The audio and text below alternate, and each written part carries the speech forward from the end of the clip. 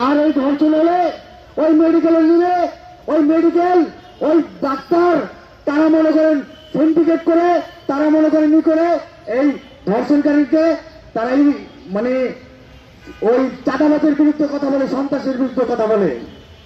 আমার একটা কথা হলো, ধর্ষণের বিচার এই বাংলাদেশে হবে না কি করলো? এই দেশে খুনের বিচার হয় না। 54 বছর খুনের বিচার করতে পারে না এই দেশ। এই রাষ্ট্র খুনের বিচার করতে পারে না। এই রাষ্ট্রের কোন সরকারি জনগণের পক্ষে কথা বলে না, চাঁদাবাজের বিরুদ্ধে কথা বলে, সন্ত্রাসের বিরুদ্ধে কথা বলে, দখলবাড়িদের বিরুদ্ধে কথা বলে।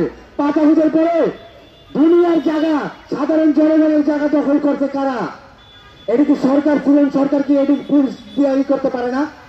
আমি পুলিশ ভাইদের বলবো, আপনারা 5 আগস্টে যেই ভুল করছেন, আপনি আসাদুল কামালের কথা শুনে যে ভুল করছেন, এই সিরিয়ান সরকারের কথা শুনে যদি আপনারা ভুল করেন, আপনাদেরকে বাংলার জনগণ মাফ করছে, ছাড় দিছে, আর কিন্তু ছাড় দিবে না।